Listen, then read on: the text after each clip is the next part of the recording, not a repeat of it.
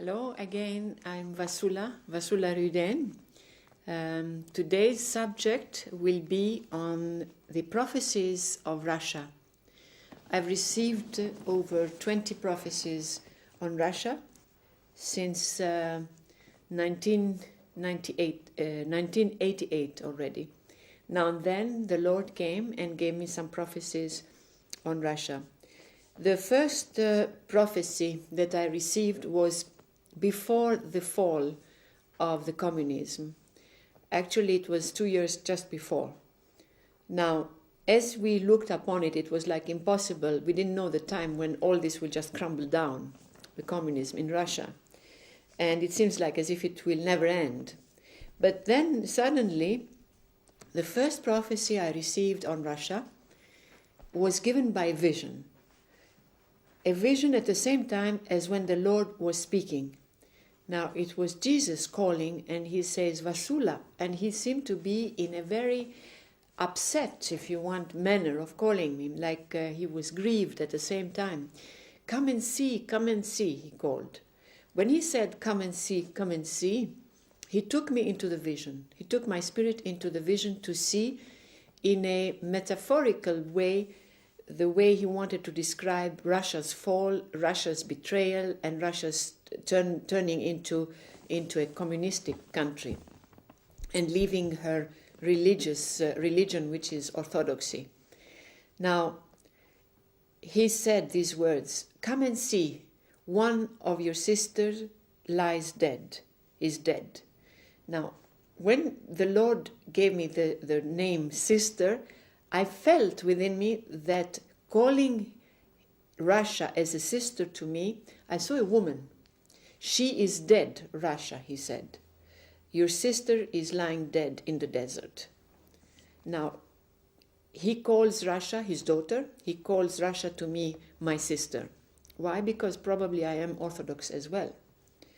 And I saw a desert, and she was lying as a woman on the desert, holding something in her hand. I didn't see what there was in her hand, but there was some sort of fruit that she had been eating from that fruit that killed her, which was the fruit of evil communism. Now, she was still holding it in her hand, dead, but still holding it in her hand. When I heard the cry of our Lord, call Russia, your sister is dead, and he made me feel his heart of how upset he was about the whole thing, how grieved he was, plus at the same time he made me feel this special love he had for Russia. I wept. And I just couldn't stop crying because I remember seeing this awful scene, and I really felt that she was my sister there lying dead, helpless in the desert, tortured herself to death by her own fault. Now Jesus came and spoke to me in terms of hope. He said, don't cry, for I shall resurrect her as I have resurrected Lazarus. And already he said, I am near her.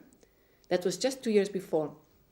I am near her heart, and I have put my hand on her heart to warm it, to revive her. And Russia will come up, he said, in his terms of speaking, and she will be the nation that will glorify me more than any other nation. Now, these were very powerful words, which we waited, and then after 2 years, and I want to also share this. He went on in the prophecy, a long prophecy about Russia, in the first prophecy, and I'll take a little bit out of it here and read it out to you. But then he said, I will transfigure her as I was transfigured. Now, prophecies are always difficult to explain, and sometimes I am very reluctant in explaining the prophecy that I myself received, because we know that Jesus always speaks, not always, but many times, speaks in metaphors. And I would hate to go wrong in explaining a prophecy, and then it doesn't come the way I explained it, but in another way, and then they will say to me, hey, your prophecy didn't come true, it came in another way. That would be my fault because I explained it wrongly.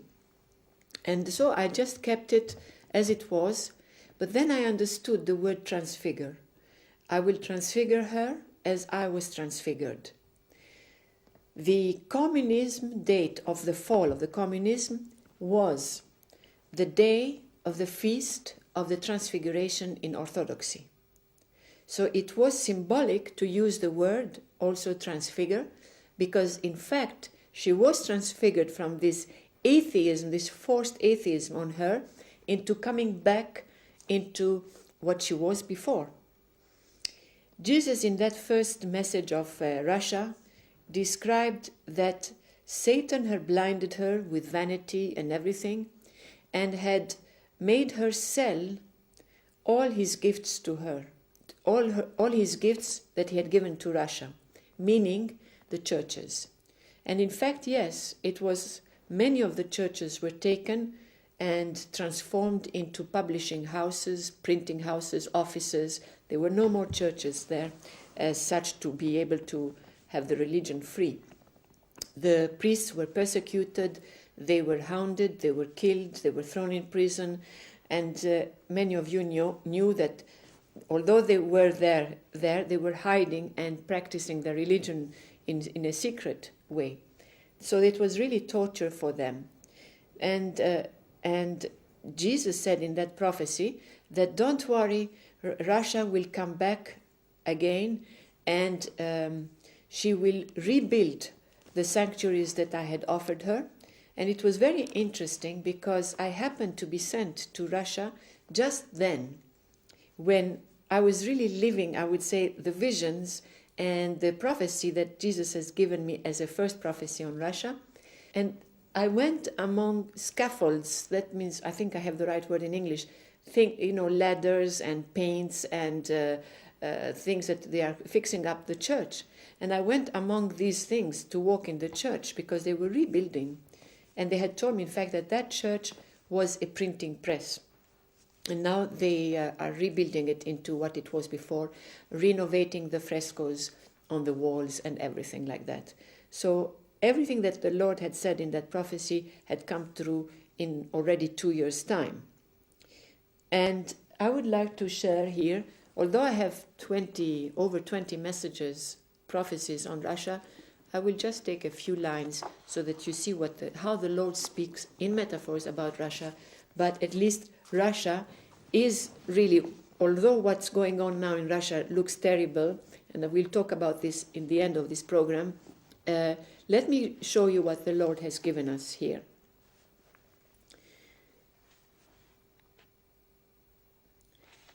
You see, my child, he says, all heaven was too long in mourning for your sister so unloved, Russia. For years we are swallowing our bitter tears. And then he speaks directly to Russia.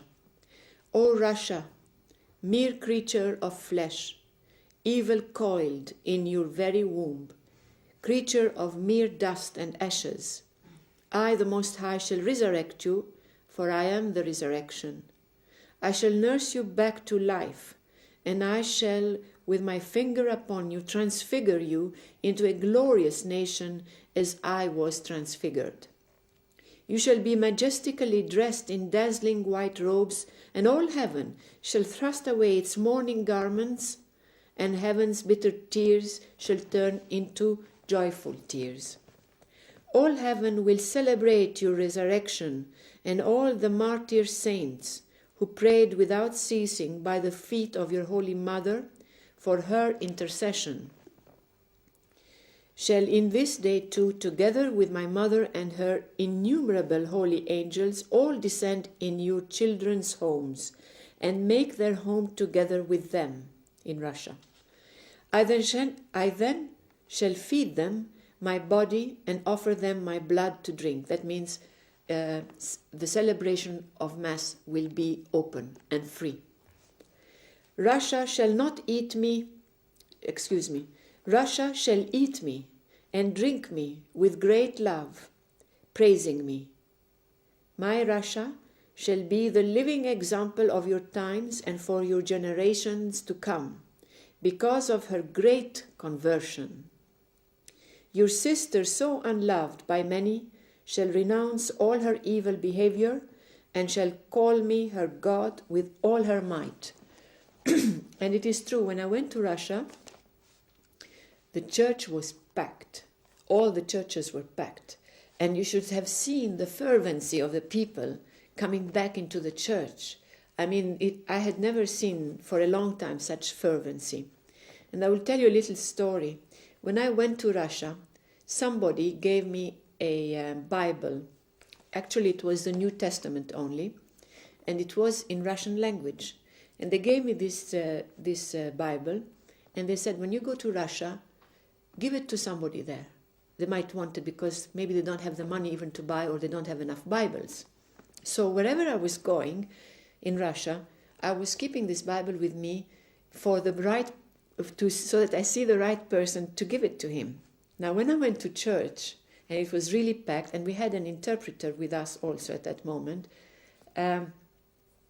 we looked very much like strangers and foreigners, and there was a boy there who was maybe 12 years old, about that age, who was staring at us as foreigners, and he wanted to help out. And then I smiled back to him, and he seemed, well, I was attracted to this little boy. And I thought, well, that's the new generation. And so I'm going to give this Bible to this new generation, the boy. And so I asked the interpreter to tell him that I'm going to offer him a Bible. And so I did. I gave him the Bible in his hand, and he immediately put it on his chest and, clutched it as if it was the most precious thing he was receiving. And I was thinking, it struck me.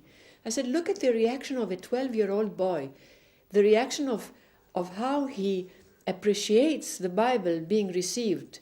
And I thought of our kids in Europe, if we had given them a Bible, what would be their reaction? Would they just look at it and put it aside? But if we had given him a video game in their hands, they would have perhaps done this thing, taking it and clutching it. That is the difference of what Jesus is telling us in the prophecy, that they will come with fervor back to him, even the little children. Now that little child holding the Bible, his surrounding, the old ladies that were standing there, the babushkas, had seen him. And immediately they started to tell him in an aggressive way some things in Russia, which I guessed could be like, give us the Bible, you're too young to have it, or something like that, because they were stretching their hand to take it away from him. And he was afraid. And so I told the interpreter, tell them that they should not touch that Bible from the kid's hands. It's for him. And so they respected this thing. And the boy didn't want to leave us, go. And he was trying with his way to tell the interpreter to tell me that I should come the next day again in church, because there will be still a celebration. And he wants to meet me at 11 o'clock the next day. And it was like as if, I've done the best thing in his life. It seemed to be like that. To tell you how Jesus has explained the fervency that Russia will glorify him. That boy glorified God.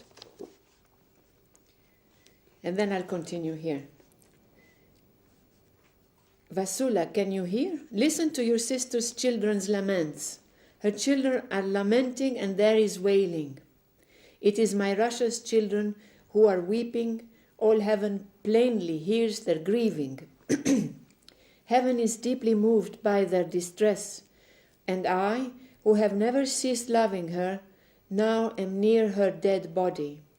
My hand, upon her cold heart, and her bones will flower again from her tomb, and her name shall be well spoken of, for I shall adorn her and her sons and daughters. Hence, this is important, a covenant of peace and love shall be signed and sealed between me and her. I love her and always have, even in her disloyalty towards me, and even in her wickedness, I blessed her and blessed her. This shall be my glorious miracle, just wait and see. Those who have fallen asleep in hatred, hating me for no reason, those too I shall bring back to life, since they are her sons too, and still live in her womb. All these things shall soon take place. Now, we can say that we have already seen the resurrection. If you want, the resurrection is the fall of the communism, and then the churches being opened and having, a revival into their church. But the prophecies continue. And I will take the latest prophecy that I received many years back about, I'll just take a small section. Jesus says in that prophecy, which is an alarming prophecy, Russia, say it in my words now, Russia, I have given you back your baptismal name, which is Russia. As you know, Russia was not called Russia with the communism, but Jesus came back and gave her again to turn back into the old name Russia. So that was a blessing already for Russia. And Jesus said, while other Christians perhaps than the Orthodox Christians are falling into an apostasy, that means they are rebelling against his divinity and trying to eliminate Mass and eliminate the resurrection as such of Jesus, that he resurrected with the body, and becoming very rationalistic, your shepherds, Russia, will be augmenting and filling up the churches, and there will be a kind of booming, into the spiritual life of Russia. But also her sisters, he said, her sisters, which means Romania and places like, which were Orthodox, would also boom. Because I visited Romania, and it is true that in Romania, the monasteries were filled, were packed. We could see 500 young girls between the ages of 16 and 25 going to become nuns there and cloistered. And that was a revival in the Church of Romania. And in fact, I had seen also a vision of Romania, a church I saw, and somebody, two men, trying to put up again a very heavy cross on the roof of the church. So it was like a very big cross, and they were trying to lift it like it was taken away, and now they're putting it back. And that was really very hopeful for Romania. Now coming back to Russia, Jesus warned Russia. He said, Russia, acknowledge me entirely. Now that was the beginning of an acknowledgement of God when the communism fell. But he said, acknowledge me entirely, because she had not yet done entirely.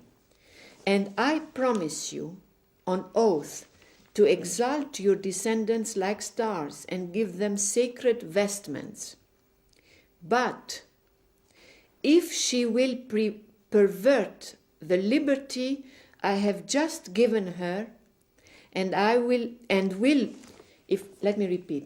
but if she will pervert the liberty I have just given her and will put me out of her mind, even for just a while, I will allow an enemy to invade her. And the sky will turn black and will tremble, and the stars will lose their brilliance. Now this is very important, and it has come now to this. Jesus would not tolerate in Russia that just for a split moment she will just turn her eyes away and be unfaithful in her own manner, in a manner that will displease Jesus. And if she would do that, he says, if it's just for a mere moment, the sky will turn black and he will allow an enemy to invade her. And so, what we see today in Russia, it is not good. The best of the theologians, the best priests who are open for unity, and that is what Jesus wants today, unity of the church, they are being either excommunicated or killed, thrown out. This enemy, which is in Russia, it's an enemy. It is I don't know how to call it, but I will talk to you about it as with the apocalyptic words, of the beast. When you read The True Life in God, Jesus calls a certain enemy the beast of the apocalypse. And there's the first beast and the second beast. And so it is through this beast, and I would like you to read the True Life in God messages to understand what we're talking about, that all this upheaval is being done in Russia. Why? To destroy the church. The enemy wants to destroy the church. The minute it starts Russia is lifting her head towards God, this enemy wants to completely destroy what good has already been done. Why? Perhaps because Russia was slightly unfaithful to Jesus for a mere second, maybe. And so Jesus says, you will go through that purification again, Russia. And it's a terrible purification because the best of the bests in Orthodoxy in Russia are being excommunicated or thrown away from their parishes. Jesus says Russia will go through that purification, and yet Russia in the end will glorify him and will become the head of many nations. And this we are looking forward to, because we all know through these prophecies that Russia, after this purification, Jesus has promised will glorify him anyway. But in the message, which is a lengthy message about Russia, saying that if you turn your face away for just a moment, I will let this enemy invade you and destroy you. Then you'll come back to your senses, he says, and then everything will be all right and you will glorify me. So Russia, he says, would you want to glorify me with my peace terms or by fire? And it was a question mark. And today it seems that Russia is going through fire again. But in the end, he says, you will become the head of many nations. That means not in a government way, but it means in a spiritual way. You will be an example to the others. And this is what I want to finish with. Still, Russia will be the nation that will glorify God more than any other nation. And we have to pray for Russia, and we should pray for the total conversion for Russia, and so that this enemy that is really destroying the best of the best people should just be eliminated. But that is also from God and God's grace. I bless you all, and may God keep you.